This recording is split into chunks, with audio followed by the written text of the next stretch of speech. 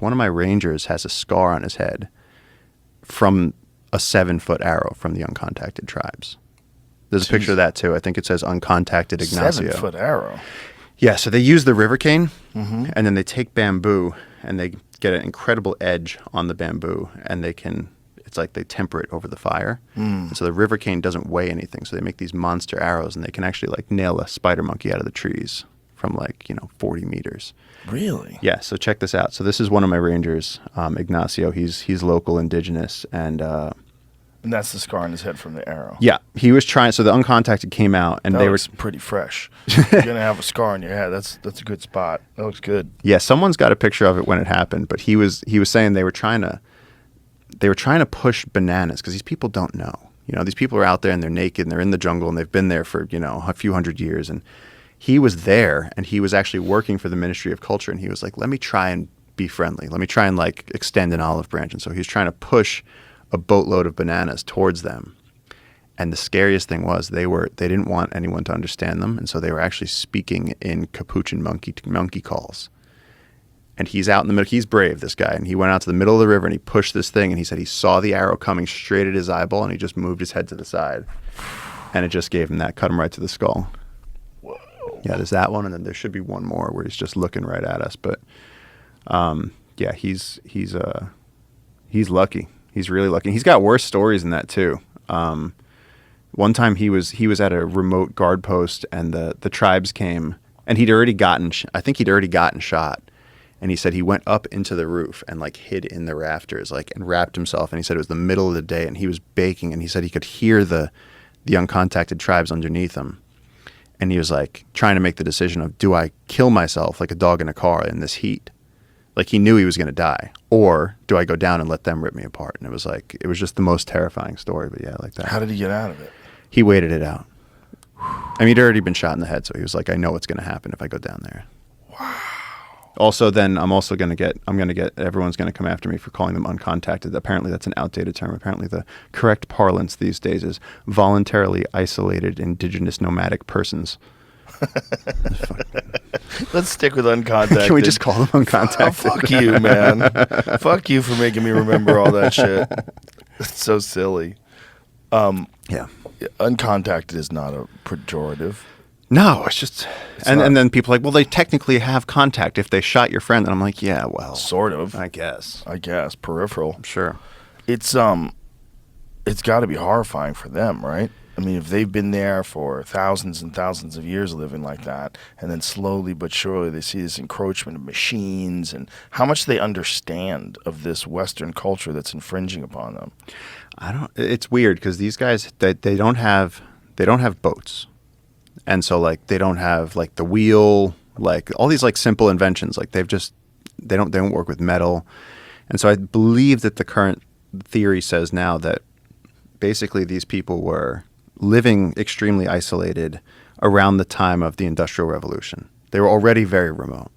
And then when you had the demand for rubber, the Amazon was the only place that you could get rubber. And Henry Ford found out when he did Fordlandia, you can't make a plantation out of rubber. It'll get leaf blight and die. So the only way to get rubber was to start a full-scale genocide where they sent down these rubber barons that beat and whipped the native people and sent them out into the jungle to go collect rubber from the rubber trees for gaskets and hoses and everything that we needed. These are the people that fought. These are the people that remained unconquered, stayed back further in the deepest parts of the forest. And so you think these people's grandparents must tell them that those outsiders will set you on fire. They will skin you alive. If you see one of them, kill it before it kills you. So they must be just running scared. Wow. It is really fascinating that there's still people living essentially the exact same way they were living thousands and thousands of years ago. Yeah. They have a couple of machetes that they stole off some friends of mine. They sacked this village one time and they took pots and machetes. They killed all the animals. Yeah, they're very strange to deal with. Like there was a guy who had started leaving them bananas, and then he left them a shirt.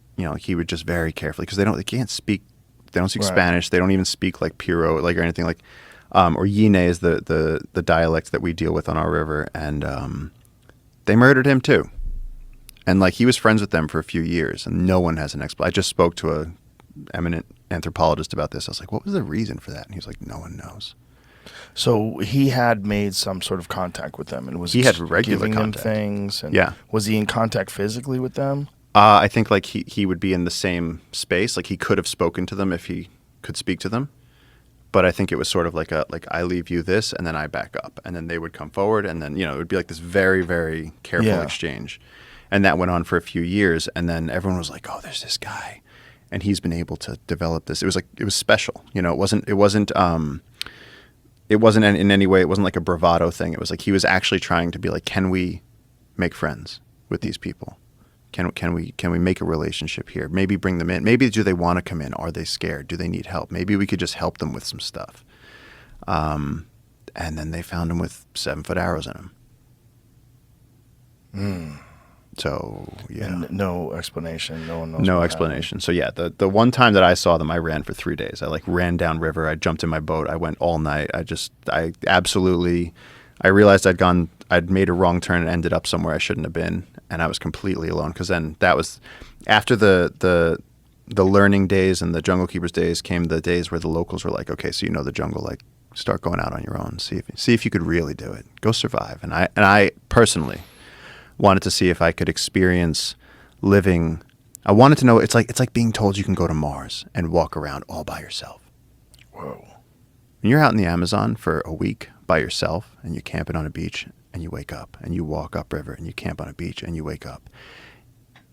To me, it was almost like the world melted away. It was like that Will Smith movie where you're the last person on Earth. It's like you are in this jungle paradise where there's macaws and there's jaguars and the animals up there don't know what a human is. It's like the Galapagos. You are in a place where animals are unfamiliar with the shape of a human, so they don't mind.